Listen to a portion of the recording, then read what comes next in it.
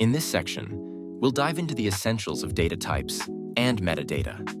You'll gain a clear understanding of how data is stored in SQL tables and the different types of data that can be managed.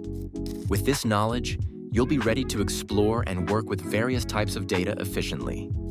Data types in SQL. Data types define the kind of data that can be stored in each column of a table. They ensure data integrity and improve database performance by allowing the database to allocate the right amount of storage space for each type of data. Basically, it establishes the rules for how information is stored in table columns, ensuring that data is structured correctly. By defining the appropriate data types, you enhance the efficiency and organization of data storage within tables. Common SQL data types include numeric data types. Numeric data types are designed to store values in numerical format. For instance, if you need to store values like 1, 234, 11.33, or 24,450, they must be stored in columns specifically defined with numeric data types. This ensures that the data is handled correctly for calculations and other numerical operations. Choosing the correct data type for storing numerical values is crucial, as it ensures efficient handling based on the value's properties. In SQL, numbers are categorized into two types: exact numeric and approximate numeric, each suited for different use cases. Okay, let me explain exact numeric data type to you first. Exact numeric data type. Exact numeric data types are used to store precise numbers in tables, defined by both precision and scale. Precision refers to the total number of digits that can be stored in a column. In simple terms, it basically determines how many digits you want to display in that column. Whereas scale refers to the number of digits allowed after the decimal point. Here are the different exact numeric data types in SQL that are used to store various types of values with defined precision and scale. Let me explain each exact numeric data type to you. TinyInt. The TinyInt data type is ideal for storing small numerical values, such as identifiers or flags, where minimizing storage space is important. Here's the range and storage space for TinyInt in SQL Server. Here are some real-life examples where TinyInt would be suitable for storage due to its minimal space requirement and defined range. User status codes. A user account can have status values like 0 for inactive, 1 for active, 2 for suspended, and so on. This requires only a small range of numbers, making TinyInt ideal. Product availability. To store availability status in an inventory system: 0 for out of stock, 1 for in stock, 2 for discontinued. TinyInt saves space and is efficient for these simple flags. Days of the week. To represent days as 0 for Sunday, 1 for Monday, up to 6 for Saturday. This setup works well for scheduling or logging applications where storage efficiency is important. SmallInt. The SmallInt data type is used to store smaller whole numbers. It is ideal when you know the potential numeric range for a column in advance. For example, if you have an online test table with a column for student scores, and the maximum score is 10, using SmallInt for this column would be efficient. The range in SQL Server is -32,768 to 32,767, and the storage space, 2 bytes. Here are some real-life examples where using the SmallInt data type would be appropriate. Temperature readings. For storing temperature readings in Celsius or Fahrenheit, even in extreme climates, the temperature range is well within the limits of SmallInt. For example, -50 to 50 degrees Celsius for outdoor temperatures. SmallInt is ideal for weather applications to save storage. Age and demographic data. Age data in user or customer profiles can be efficiently stored as SmallInt, as most ages fall within 0 to 120, making 2 bytes sufficient. Year of manufacture. In databases that track products or vehicles, the year of manufacture typically falls within a small range. For example, 1900 to 2050. Using SmallInt here efficiently stores the year information without excess storage. Integer. Integers are whole numbers that can be positive, negative, or 0. In SQL Server, the int data type is used to store these values. It accommodates numbers larger than SmallInt, but smaller than BigInt. Here's the range and storage space for integer in SQL Server. Here are some practical examples where the int data type is commonly used, given its larger range and moderate storage requirements. Transaction IDs in banking systems. Transaction IDs for banking or financial systems often require large numbers due to the high volume of transactions. The int type offers ample range for sequential or randomly assigned IDs. Population counts. for storing population counts in large databases. Cities, states, and even countries with populations ranging into the millions are well suited for int. The range easily accommodates these values without using excessive storage. Revenue tracking for large businesses. Revenue figures, which often reach into the billions for large corporations, can be efficiently stored as integer. This allows companies to track finances accurately without using unnecessary storage space. Big int. The big int data type is designed to store very large whole numbers. It is ideal when the values exceed the storage capacity of the integer data type. Here's the range and storage space for big int in SQL Server. Here are some real-world scenarios where the big int data type is appropriate due to its large range. Global transaction IDs for financial systems. Large financial institutions processing millions of transactions globally may require big int to assign unique IDs across multiple systems, ensuring no overlap over time. Big int provides the vast range needed for such extensive transaction tracking. Astronomical data measurements. Storing data such as distances between celestial bodies, in kilometers or miles, or star counts in astronomy databases. Given the immense values in this field, Big int is well suited to accommodate astronomical measurements. Unique user identifiers for major social platforms. Platforms with billions of users, like Facebook or Twitter, may require big int for unique user IDs. With trillions of possible values, it ensures each account remains unique, even as the platform scales. Decimal. The decimal data type is commonly used to store numbers with decimal values. When defining a decimal column, you specify how many total digits, precision, and how many digits after the decimal point, scale are allowed. Here's the syntax for defining a decimal value. For example, decimal 6,2 allows up to 6 total digits, with 2 digits after the decimal. This means values like 1004.44 and 121.23 are valid, but a value like 123.123.4.324 cannot be stored because it exceeds the precision of 6 and the scale of 2. Here are some real-life applications of the decimal data type, where accuracy in decimal points is essential. Financial transactions and monetary values. Decimal is perfect for storing currency amounts, such as prices, account balances, and transaction amounts, where precision is crucial. For example, decimal 10,2 allows accurate storage of amounts up to billions with 2 decimal places for cents. Interest rates in financial systems. Interest rates for loans, savings, or investments often require precision up to several decimal places. For example, 4.75%. Decimal 5,3 or similar allows storing these values accurately to avoid rounding errors that can impact calculations over time. Product weights in inventory systems. For businesses that sell products based on weight, for example, 1.25 kilograms or 0.875 kilograms, decimal allows precise weight tracking. A definition like decimal 6,3 ensures accuracy in inventory, pricing, and calculations for product quantities. Small money. In SQL Server, the small money data type is used to store monetary values and functions similarly to the decimal 10,4 data type. However, on a deeper level, small money values are stored as integers on disk. Here's the range and storage space for small money in SQL Server. Here are some practical applications where the small money data type is suitable due to its range and storage efficiency. Product pricing for retail items. For items with prices up to thousands. For example, $9,999.99.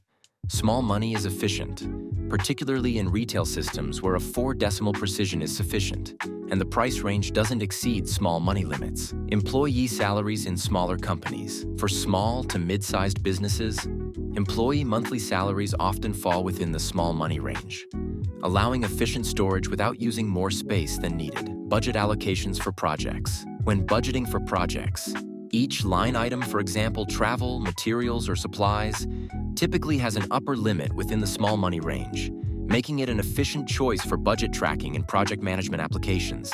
Money. The money data type is specifically designed for handling currency and financial values in SQL Server. It can store a much broader range of values compared to small money due to its larger storage capacity of 8 bytes. Here's the range and storage space for money data type in SQL Server. Here are some real-world examples where the money data type is particularly useful in SQL Server thanks to its broad range and precision. Corporate financial statements for storing large financial figures such as annual revenue, total assets, and liabilities, which often run into millions or billions. Money is ideal here for accurate representation of substantial monetary values. Bank account balances. In banking systems, customer account balances can vary significantly from a few cents to billions, especially for business accounts. Money ensures that balances can be tracked accurately across this large range. I hope you now have a good understanding of exact numeric data types. Let's move on to approximate data types now. Approximate numeric data types. Numbers that are difficult to represent with exact numeric data types can be easily handled with approximate data types, making them ideal for representing fractional values. This is particularly useful when dealing with very large or very small numbers that exact numeric types cannot manage effectively. Before diving into approximate numeric data types, let me first explain the concept of floating point numbers. Floating point numbers are numbers without a fixed decimal point. All of these values, whether extremely small or very large, can be stored as floating point numbers. This is because the decimal point floats, adjusting its position as needed to represent the number accurately. Unlike the decimal data type, where you have to specify the exact position of the decimal point, floating point numbers don't require you to fix the decimal in one place. The system automatically handles where the decimal goes, giving you flexibility in storing a wide range of values. SQL provides two main approximate numeric data types, real and float. These types are designed to handle floating point numbers, offering flexibility when dealing with very large or very small values. Real data type. The real data type is a single precision floating point number, meaning it uses 32 bits of memory to store the value. It is typically used when you need to save space while still representing fractional numbers. Here's the range and storage space for real data type in SQL Server.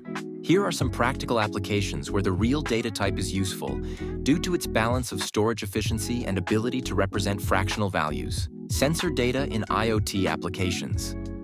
Real is suitable for storing environmental readings from sensors, such as temperature, humidity, or pressure, where precision to several decimal places is sufficient, and storage efficiency is important for high-frequency data. Graphics and animation calculations. In 3D graphics and animation, Real can store positions, scaling factors, and rotation angles, where precision doesn't need to be extremely high, and storage efficiency is crucial for performance. Weather forecast models.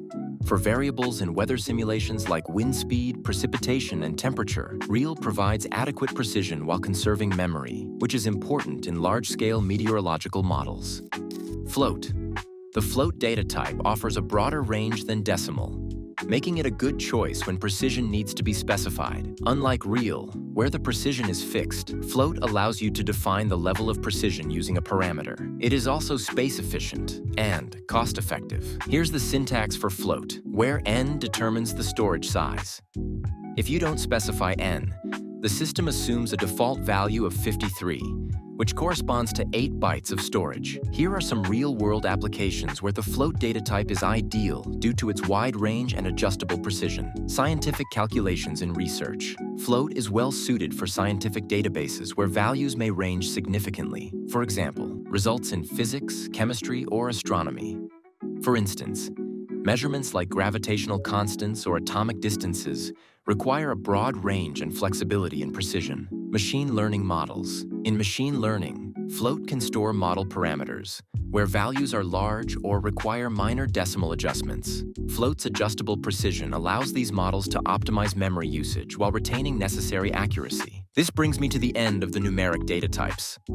Now let me explain the string data type to you. Before diving into string data types, let's first understand the concept of strings in programming. This understanding about strings will definitely help you grasp how string data types work in SQL. Understanding strings in programming. In programming, a string is basically a sequence of characters. These characters can include letters, numbers, or even symbols, which makes strings incredibly flexible and widely used. Here's a good example of strings. How you doing? And US 12,399. Both of these are strings because they're just sequences of characters grouped together. Now let's take this concept a step further and see how strings are used in SQL, particularly when working with string data types. String data types. String data types are used to store alphanumeric values, or strings, in SQL tables. In SQL Server, string data types are widely used and are also standard across most relational database management systems. The key string data types available in SQL Server are char, varchar, and varchar max. Let's explore each of these string data types in detail. Char. The char data type in SQL is designed for storing alphanumeric values with a fixed length. If the actual data is shorter than the specified length, SQL Server automatically adds trailing blank spaces to fill the remaining space, ensuring every value in the column is of the same length. Here's the syntax for char, where n represents the fixed length of the string. For example, let's say you have a column named name in the students table with the data type char6. If you store the value Donald, it fits perfectly as it has 6 characters. However, if you store Joey, SQL Server will add 2 trailing spaces to make it exactly 6 characters long. Range for char in SQL Server. Here are some real-world applications where the char data type is suitable due to its fixed length and efficient storage for short, consistent strings. Country codes. Storing ISO country codes like USA, IND, or CAN as char3. The fixed length ensures uniformity and prevents unnecessary storage variations. Postal codes. Postal or zip codes often have a standard length within a country. For example, a char5 column can store US zip codes like 12345 consistently. Varchar. The varchar data type is used to store variable length character strings. It is a flexible alternative to char because it only allocates space for the actual data stored, without padding with extra spaces. Varchar can hold numbers, characters, and special characters. Here's the syntax for varchar, where n represents the maximum length of the string. The default value of n is 1. For example, if you want a column to store a string of up to 7 characters, you would define it as varchar 7. Here are some real-world applications where the varchar data type is ideal due to its ability to store variable-length strings without unnecessary space usage. Usernames and passwords. Storing usernames or passwords of varying lengths, such as Alice or John Doe 123, can be efficiently handled with varchar to avoid wasted space. Email addresses. Email addresses like example@domain.com vary widely in length. Using varchar ensures optimal storage for short and long addresses alike. Product descriptions. For storing descriptions of products in e-commerce databases, such as wireless mouse or 16GB RAM laptop, varchar accommodates the varying lengths of descriptions without padding. Now let's talk about varchar max. The varchar max data type allows for storing very large variable length strings with a maximum storage size of up to 2 GB. Unlike the char data type, varchar max does not add trailing blank spaces if the stored string is shorter than the allocated space. To explain varchar max, let's take one example. If you store Joey in a column defined as varchar 7 for the student's name, only the 4 characters of Joey will be stored, without padding the remaining 3 spaces with blank spaces, as happens with the char data type. Here's the range for varchar max in SQL Server. Binary data types. In SQL, binary data types are designed to store raw binary data, such as images, files, and media, that cannot be represented in character or numerical formats. Each binary value corresponds to a specific piece of the raw data, such as pixels in an image. SQL provides multiple binary data types, each serving specific use cases. These include binary n, varbinary, varbinary max. Let me explain each binary data type to you now.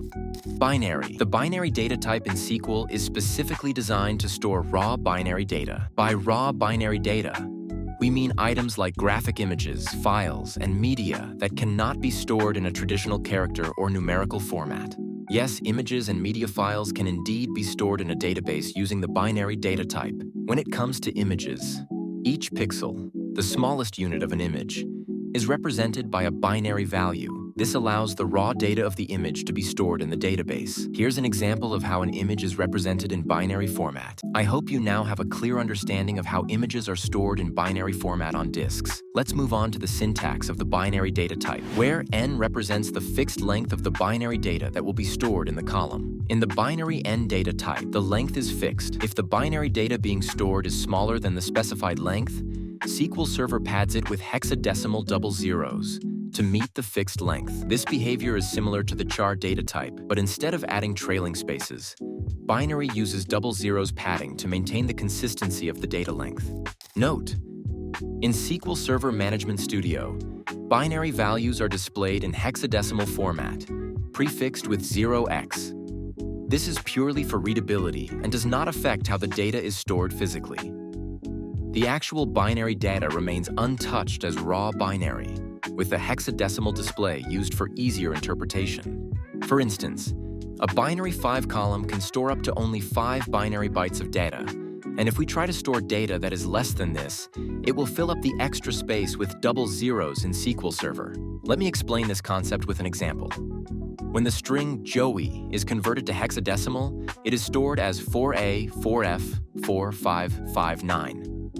If we store the string JOEY in a binary 4 data type column, then the string is displayed as 0x, 4A, 4F, 4559, because the storage length is fixed to 4 bytes, precisely matching the hexadecimal representation of the string. Whereas, if we store string Joey in a binary 5 column, then the fixed length is 5 bytes.